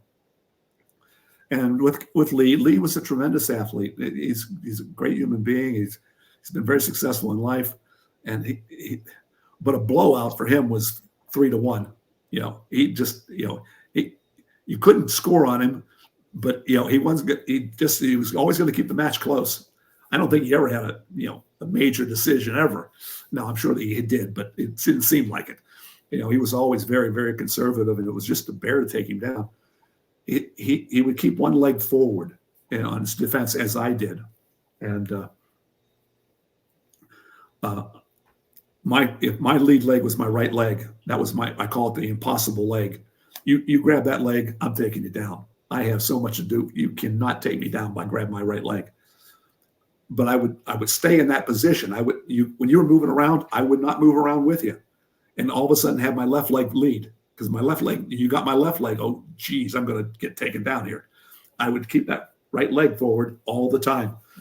That was my offense, is grab my leg. Good luck. And Lee had the same type of defense. He would have a certain lead leg, and when I wrestle him, it would take me 2 minutes maybe to pull on his shoulders, moving to just one time for half a second where he would step forward with his left leg instead of his right leg. I get in on that leg, and then he was out to lunch, because that was his weakness. But sometimes you have to spend an inordinate amount of time trying to pull a guy around to have the lead leg change. And when that back leg became the front leg, you better get in on it, because he can't defend it. There was a reason why it's his back leg, because he can't defend it. So that was some of my strategies that coaches I had never told me about. And I'm going, am I a genius here, or what am I missing here? Because coaches didn't seem to know that. And that's what I brought to the sport. That's where, garbage wrestling became funky, and then it turned to funk. It's, a lot of the funk is basically very sound wrestling, based on the body parts and positioning. When I teach, and when I was at Clemson, I painted on one of our starting circles in the wrestling room a clock, 12 o'clock, 1 o'clock, 9 o'clock on the circle. And I would use that teaching all the time. And I lay down in the circle, and I'd say, okay, my right arm is responsible for anything that happens between 12 and 3. Those 3 hours, my right arm is responsible for. My right leg, 3 to 6, left leg, 6 to 9, left hand, 9 to 12. So I had all 12 hours on the clock covered by one of my 4 appendages. Now, there are 4 hours on the clock, 12, 3, 6, and 9, that have 2 appendages. 12 o'clock, my left hand was there, and my right hand's there. At 3 o'clock, my right hand and my right leg. 6 o'clock, both legs. So, but those odd hours, 2 and 3, or 10 and 11, I had one appendage responsible for 10 to 11. That's my left arm. So when you're wrestling on top of a guy, no matter where he is, the clock moves with him. It's not a stationary clock, but in your mind's eye, his head's always pointed at 12. So when I cross-face him and pull the arm in, I have his left arm, and I have my hand up his crotch, or I have an ankle, whatever. Where should I drive him to make him fall over? People with a cross-face crotch always drive, if they're on the right side, at 9 o'clock. If they're on the left side, they drive at 3. Well, I have his crotch, and I have his left arm, if I'm riding opposite side. So when I drive into him at 9 o'clock, he doesn't fall over. But why? I've got his 9 o'clock arm, but I don't have his 9 o'clock leg. That leg's out there. Now, if I would go at 10:30, halfway between 9 and 12, there's only one appendage responsible for 10:30, and that's his right arm, and I have his right arm. So if I drive at 10:30, he's going to roll to his back. I go any other time on the clock, he's not going to go over. Unless if I had his left ankle and his left arm, then I could drive at 9 o'clock. So once you know the clock principle, you know which way you want to drive the guy in the down position. And, no coach had that. I'm not even sure anyone teaches that today. And I'm going, this is stupid. And, it's easy for a kid to understand this. You just see the clock and which way do you roll the guy. If you're going to tight waist and chop, and you're chopping, if you ride normal side and you chop with your left arm, where are you trying to pull him to? They try to chop and drive him forward. Well, I'm chopping his 12 o'clock arm, but his right arm is at 12 o'clock too. So he won't go down. But if I chop him at 10:30, he'll go down because I'm controlling the left arm, and the left arm is responsible between 9 and 12. Right. Some of this stuff is not rocket science, but the 1844 football coach never taught it. So elevators, rolls, sides, flips. I mean, in funk wrestling, you got my single leg. I reach over and grab your single leg. I dive on my back. I roll through and pull the leg over the top. You get into this rolling around stuff. As soon as you do a roll, the number one rule of funk is your head has to be higher in the air than his head. Whoever has the higher head wins the position every time. So when you dive down and grab his leg and pull it over your head, you've got to have the other hand push off the mat and get up high, because you've got to get your head physically higher off the ground than your opponents. When your head is here, you win. Your head's here, he wins. In funky rolls, whoever has the highest head wins the position 100% of the time. No one says that. It's stupid simple. Okay. So there you go. Wade, a little story time. Okay, got a little story time. Everybody loves to talk about Wade Schalles putting the X on the mat and pinning his opponent there. Can you elaborate on that? It was my 100th pin at Clarion. Or it was going to be, if I pinned, it was going to be number 100. And nobody in the history of the sport ever got to 100. So it was a unique opportunity evening. And I was president of our fraternity, Phi Sigma Epsilon at Clarion. And we were in our meeting on Monday night, and the match was Friday night. And one of the brothers brought up, "Hey, Wade, you going to get number 100 this week?" Probably. I don't know. We'll find out. He says, "Hey, let's put an X on the mat and see if you can pin him on the X." I went, no, we're not doing that. And then all of a sudden the whole fraternity going, "Yeah, that sounds like a good idea." and we had our fraternity every spring, we'd have a walkathon where we raise money for cerebral palsy, where we go out and have people pledge, a dime a mile for every, someone walk. And then our fraternity would walk on a Saturday, certain distance, and they get, $1.10 from this guy and 90 cents from Susie. And eventually it was a couple $100, $500 go to cerebral palsy. It was one of our feel good, do good, because we could screw up a lot of our fraternity, party. And so we had to do something, offset that. So we did the cerebral palsy walkathon. And one of the fraternity brothers goes, "What we'll do is, instead of the walkathon, why don't we go out and get pledges to see if Wade could pin on the X, would you pledge $1 or $2 or $5?" And then all the fraternity brothers, "Yeah, that's great." I'm going, "Wait a minute, I'm the one that has to do this stuff. I'm either going to be the hero or the bum here. If I don't get a pin on the X, I'm going to be the idiot. And cerebral palsy is not going to make any money. Well, I don't want this pressure. No. Well, one thing led to another. Next thing you know, it was going to happen. So the trainer, as they put the mats down and taped them down before the dual meet, before the team showed up or any fans, he went out with a little white athletic tape and had a little X, just a 2-inch strip, where unless someone told you it was on the mat, you wouldn't have noticed it was there. So it wasn't a big X. And so we wrestled in Lock Haven that night, and Coach Bub didn't know about it. That we kept it quiet from him. But by the time the match started to go, everybody in the stands knew about the X except Coach Bub. I don't know how he didn't know, but Greg Johnson was our assistant coach at that time. He was a 3-time NCAA champ from Michigan State, a 118-pounder, and we call him G-Man. He knew about it, but he didn't say anything. And so I went out and I happened to lock up a cradle, but unfortunately my cradle was I was on the other side of the mat from the X when I got my hands locked. I went, "Oh shit." So I started pushing him and dragging him across the mat toward the X.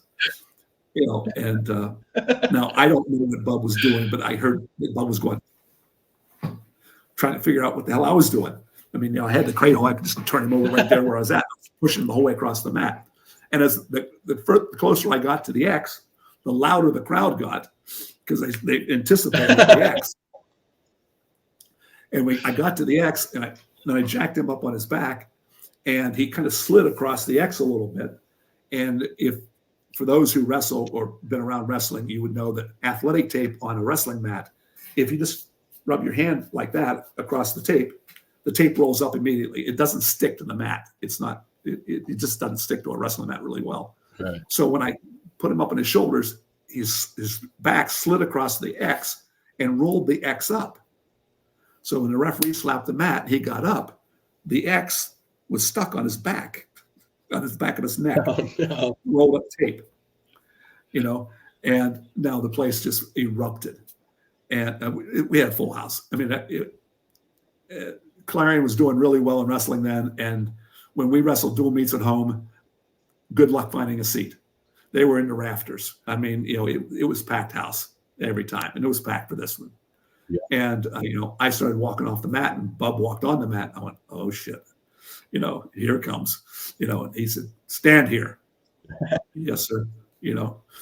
And I didn't know it, but he had planned, if I got the pin, the announcer and the PA says, ladies and gentlemen, what you just witnessed is the first time anyone in the history of NCAA wrestling ever reached 100 pins in a career. And, you're a wrestler here, Wade Schalles, yay, that type of thing.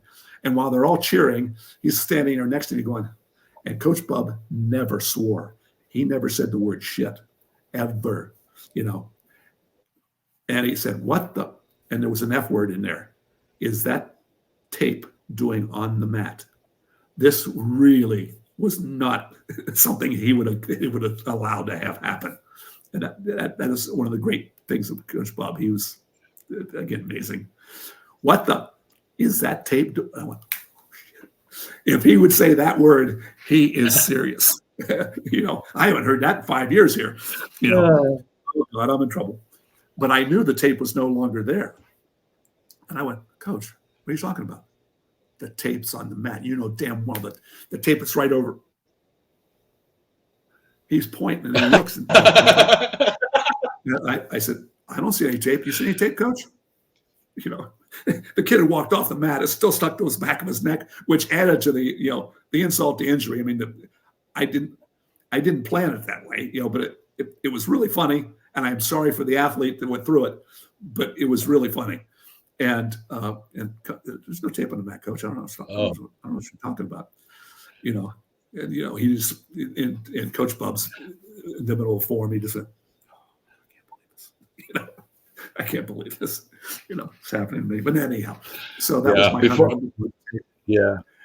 As it turned out, my son in high school, he was going to be his 25th pin of the season at Oviedo High School in Orlando. And I didn't know anything about it. One of the wrestlers put an X on the mat, and I saw him dragging this guy across the mat. I'm going, oh no. Everybody's laughing because he drags his opponent over there and pins him on the X and gets up and looks at me and goes, winks at me, I'm going, oh my God, help me. Perfect. What goes around comes around, Schalles. But so that was the X. I definitely couldn't let you go before I asked.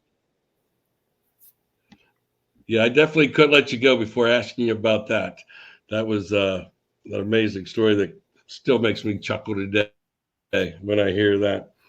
One last thing real quick, and then I'll let you go. We were talking the other day about comparison of what wrestler of the most recent modern era Bo Nickel wrestled like you. And you kind of referred to Bo Nickel. Yep. I knew the question before you asked it. And, if I had another son later in life, Bo Nickel, not had, just we had the same style and same. Yeah, I knew what Bo was going to do before he did it half the time. And I go, oh, he's doing this. I remember when he pinned the national champion at Penn State, he did an elevator. It's very similar to the Chapman match. And and he got caught, he got taken down. He started scooting. I'm going, oh, he's going to pin him out of this one. And then he elevated him over. And when he had the half nose, you know, a lot of times I'll teach to grab the chin twist pick. You turn to the side and pick his head up. But there are other times you want to choke him off. You turn your hand flat and you put it on your chest. And I saw it in the tape, watching it. He had him over on a 90 degree, 75, whatever degree, and he turned his hand flat and laid it on his chest, and then went chest on chest. And when you glue your own hand to his chest by your chest being glued on top, I saw that hand. Oh, this poor guy in the bottom's not going to breathe out of this one. And Miles didn't move, and you know, pin. And but I just, you know, I can watch him do things, and you know, they're very, very similar. Right. Prior to that, you know, Askren had his own style of funkiness. You know, that was kind of a unique. Late 90s, I believe, is when Askren, you know, did his college wrestling. And all these years are starting to run together as I get older. Askren, then Bo Nickel. But I'm better looking than Bo because I do want to. Bo, unfortunately, yeah, you're not. His ears are not doing well. But the UFC stuff, he's gonna screw up a lot of people in UFC. Oh yeah, definitely. I want to thank you very much, Mr. Schalles. It's been an honor and a privilege. Everybody who's watching this, if you want to find out more, you're going to get some of his books. You can go to WadeSchalles.com. Like I said, it's always been. I've always looked forward to. There we go. And Jacob's Cradle. There you go. This is my first book of fiction. My second book, I did a trilogy of this, and the second book's coming out next month. I just finished it. It's called Charlotte's Gaff, and it's a combination of spy versus spy, CIA, wrestling, a lot of wrestling in it, because the athlete is Jacob Charles. It's about I use my son and daughter-in-law's names, Jacob and Charlotte. Charles, husband and wife team, and my son is Jacob, and his wife is Charlotte. But he's a member of the the ACC, the Athlete Courier Corps with the CIA, and he's a Princeton grad, NCAA champ, and he wrestles in the Olympics in Sydney, Australia, in 2000 in the book. And there's some bad guys and good guys, and it's a great love affair too. Amazon has there's 28 reviews, 27 of them are 5-star reviews. People love the book, and I think the sequel is going to be. And I've already got the outline for the third of the trilogy, and I got another book outlined. And I'm enjoying writing as much as I enjoyed wrestling. But different than wrestling, I get to write with a glass of scotch in my hand. Right, there you go. Well, I definitely appreciate you, sir. I definitely appreciate your time, and I know people are going to find this so rewarding and enjoyable and entertaining. And I want to thank everybody for following today, and appreciate everything. Thank you. You can get the book at Amazon.com, by the way. Amazon.com. Well, thank you very much. I appreciate it, and we'll see everybody next time. Thank you very much.